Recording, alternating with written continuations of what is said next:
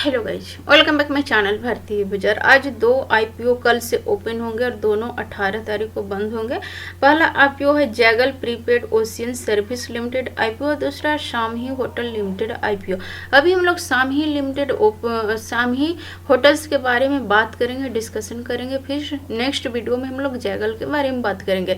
शामही hotel लगातार 3 साल से लॉस बना रही है, लॉस में चल रही है, लॉस मेकिंग कंपनी है, बट सेक्टर बहुत अच्छा है, इसलिए इसमें इन्वेस्टमेंट करना है या ना करना है, अभी हम लोग इसकी डिटेल में जानकारी लेंगे तो हमें पता चलेगा कि इसमें इन्वेस्टमेंट करना कितना फायदेमंद हो सकती है। अभी इसके हम लोग इम्पोर्टेंट डेट देखेंगे।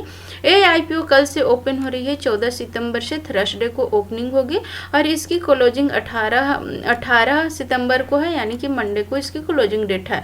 और इसकी बेसिक अलॉटमेंट 22 सितंबर को फ्राइडे को है, यानी कि नेक्स्ट फ्राइडे को। और इसकी रिफंडेड डेट है, जिनका अलॉटमेंट नहीं होगा उनके जो अकाउंट में पैसे क्रेडिट किए जाएंगे वो 25 सितंबर को मंडे को, और जिनका अलॉटमेंट हो चुका होगा और उनके डीमेट अकाउंट में जो शेयर क्रेडिट किए जाएंगे 26 सितंबर को ट्यूसडे को, और लिस्टिंग 27 सितंबर को वेडनेसडे को होगी। इसमें लास्ट पेमेंट का जो समय दिया गया है वो 18 सितंबर को 5 बजे तक इसमें पेमेंट कर सकते हैं। इसका जो लॉट साइज है, इसकी जो प्राइस रेंज है, इसकी लॉट साइज 19 शेयरों का लॉट साइज है, यानी कि एक लॉट परचेज करने में 119 शेयर मिलेंगे। और इसकी प्राइस रेंज 119 से 126 रुपये तय किया गया है। लोअर रेंज 119 रुपये है और हायर रेंज 126 रुपये है। 119 से 126 के रेंज में ही हम लोग बोली लगा सकते हैं। टोटल जो शेयर इशू साइज है वो 1370.10 करोड़ की है। फ्रेश इशू 1200 करोड़ की है। ऑफर फॉर सेल 170 करोड़ की है, यानी कि टोटल जो इशू साइज तय किया गया 1370 करोड़ की है। इसमें मिनिमम रिटेल कैटेगरी में जो मिनिमम इन्वेस्टमेंट करने हैं 14,994 रुपये, जिसमें एक लॉट परचेज करने पड़ेंगे, 119 शेयर मिलेंगे। ज़्यादा से ज़्यादा रिटेल कैटेगरी में 1,94,922 रुपये इन्वेस्टमेंट करने पड़ेंगे, जिसमें 13 लॉट्स मिलेंगे और 1547 शेयर मिलेंगे। SHNI कैटेगरी में मिनिमम इन्वेस्टमेंट जो है 2,09,916 रुपये करने पड़ेंगे, जिसमें 14 लॉट्स मिलेंगे और 1666 शेयर मिलेंगे। SHNI कैटेगरी में ज़्यादा इन्वेस्टमेंट 9,89,604 रुपये कर सकते हैं ज़्यादा से ज़्यादा, जिसमें 66 लॉट परचेज करने पड़ेंगे, जिसमें 7854 शेयर मिलेंगे। BHNI कैटेगरी में मिनिमम 67 लॉट्स खरीदने पड़ेंगे, जिसमें 7,973 शेयर मिलेंगे। टोटल इन्वेस्टमेंट 10,04,598 रुपये होंगे। ये BHNI कैटेगरी में है। इसमें क्वालिफाइड इंस्टीट्यूशनल बायर के लिए जो रिजर्व किए गए हैं सीट वो 75% का रिजर्वेशन है। और NI कैटेगरी में नॉन इंस्टीट्यूशनल इन्वेस्टर के कैटेगरी के लिए ये 15% फिक्स किए गए हैं और रिटेल कैटेगरी के 10%। तो रिटेल कैटेगरी के सेक्टर बहुत ही कम दिए गए हैं, कम से कम 30-35 के ऊपर 30-35 के आसपास तो होने चाहिए रिटेल कैटेगरी के लिए, लेकिन ये रिटेल कैटेगरी के लिए बहुत ही कम रिजर्वेशन है। सबसे ज़्यादा रिजर्वेशन जो है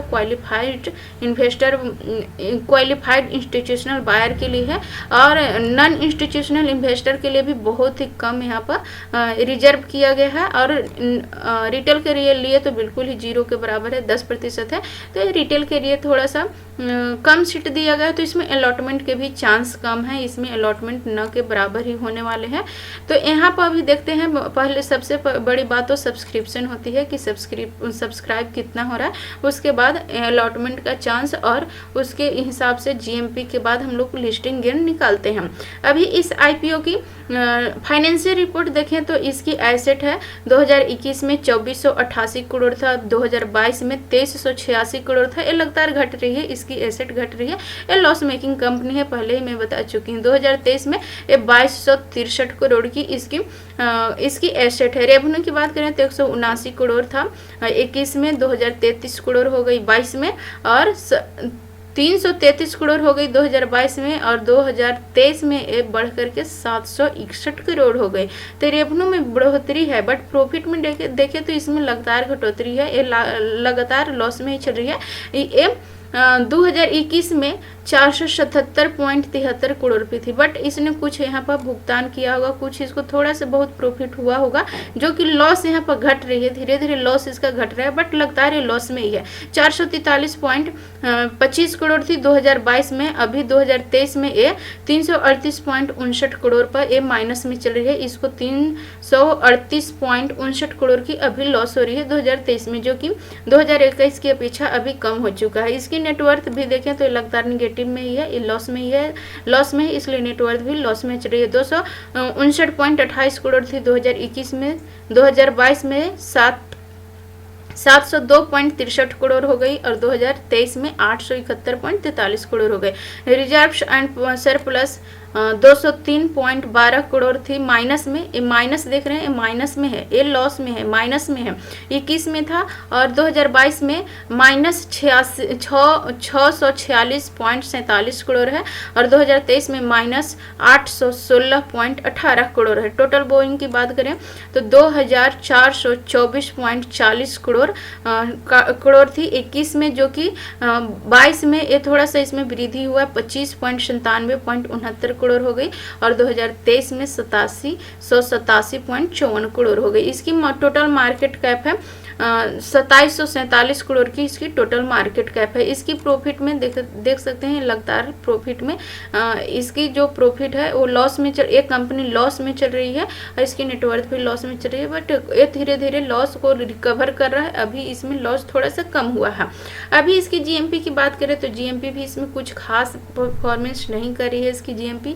इसका मतलब है कि लोगों का इंटरेस्ट इस आईपीओ में नहीं है। इस आईपीओ को जो लॉस मेकिंग आईपीओ है तो उसमें थोड़ा सा इन्वेस्टमेंट करना रिस्की हो जाता है। कितना प्रॉफिट देगा, ये अभी 27.78% का मुनाफा दे रही है। इसकी हायर रेंज से हम लोग इसको डिसाइड करें तो अभी इसका जो टोटल प्रीमियम चल रही है, ग्रे मार्केट की प्रीमियम जो चल रही है वो 35 रुपये है, यानी कि ये अभी जो ट्रेड कर रही है अनलिस्टेड मार्केट में 161 रुपये पर ट्रेड कर रही है।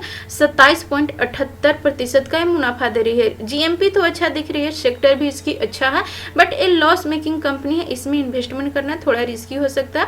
आपका पैसा है, आप अपने हिसाब से रिस्क और प्रॉफिट कैलकुलेट करके इसमें पैसा इन्वेस्ट करें, बट इसमें मेरा इन्वेस्टमेंट नहीं होने वाला है। मैं इसमें इन्वेस्टमेंट नहीं करने वाली हूँ, क्योंकि लगातार बहुत सारे आईपीओ प्रॉफिट दे चुके हैं, तो अभी लॉस का भी फेजेज आने वाले हैं। तो मे भी ये पहला आईपीओ है जिसमें हमें लॉस देखना पड़ेगा। हो सकती है मे भी इसका ओपनिंग में थोड़ा सा मुनाफा मिल जाए, बट ये लास्ट में ये प्रॉफिट नहीं देने वाला है। लंबे समय के लिए होल्ड करना चाहें तो प्रॉफिट नहीं देने वाला है। जीएमपी के अकॉर्डिंग इसमें थोड़ा बहुत मुनाफा होने का चांस है, बट मे भी इसमें अगर लोगों का इंटरेस्ट नहीं दिखा तो लिस्टिंग समय तक इसके जीएमपी में गिरावट देखने के लिए मिलेगी और निगेटिव भी इसकी लिस्टिंग हो सकती है।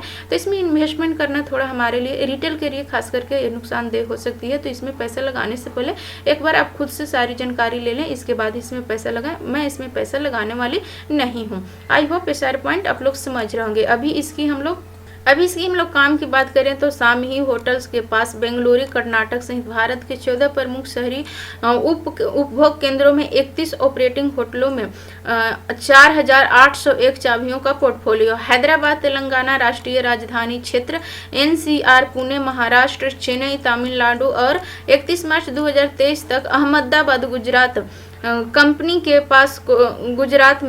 पास कोलकाता और नवी मुंबई में कुल 461 चाबियों के साथ 2 होटल भी हैं। 10 अगस्त 2023 को कंपनी ने एशिया कैपिटल और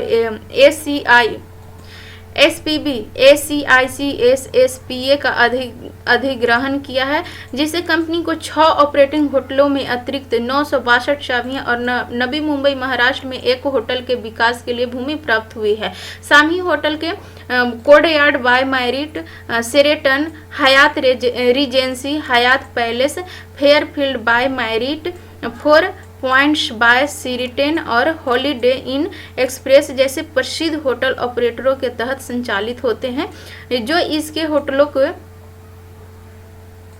ऑपरेटर के कर्मचारी वफादारी कार्यक्रम प्रबंधन तक पहुंच प्रदान करते हैं और परिचालन विशेषज्ञता, उद्योग की सर्वोत्तम प्रथाएं, ऑनलाइन आरक्षण प्रणाली और विपणन रणनीतियां हैं। तो एक कंपनी होटल के फील्ड में है, एक कंपनी इस सेक्टर में, एक कंपनी जो जिस सेक्टर में आई है, सेक्टर बहुत अच्छा है, इस फील्ड के बहुत सारे आईपीओ आए हैं जो बहुत अच्छा मुनाफा दिए हैं। बट एक कंपनी जो है लॉस मेकिंग है, ये थोड़ा सा निगेटिव पॉइंट है कंपनी के लिए, तो ये रिस्क का काम कर रही है। तो ये कहीं ना कहीं इसमें इन्वेस्टर के लिए थोड़ा सा, रिटेल निवेशकों को इस आईपीओ से दूर रहना चाहिए, क्योंकि हम लोग बहुत सारे पिछले आईपीओ में अच्छा प्रॉफिट्स कमा चुके हैं। तो ये हो सकता है कि ये लॉस का फेज चल रहा है। पहला ऐसा आईपीओ आया है जिसमें हम लोग निगेटिव ओपनिंग देख सकते हैं, निगेटिव लिस्टिंग देख सकते हैं, इसमें लॉस होने का चांस है। तो रिस्क अगर लेना चाहते हैं तो पैसा आपका है, आप अपने हिसाब से इसमें इन्वेस्टमेंट करें। इसमें मैं इन्वेस्टमेंट नहीं करने वाली हूँ, मैं इसमें अप्लाई नहीं करने वाली हूँ। आई होप ये सारे पॉइंट्स आप लोग क्लियरली समझ रहे होंगे। यदि समझ में आ रही है तो मेरे वीडियो को लाइक कर दें, एंड अभी तक आपने मेरे चैनल को सब्सक्राइब नहीं किया तो मेरे चैनल को भी सब्सक्राइब कर दें, and daily analysis and learning video पाने के लिए बेल नोटिफिकेशन को भी प्रेस कर दें। So thanks for watching this video till in. जय हिंद।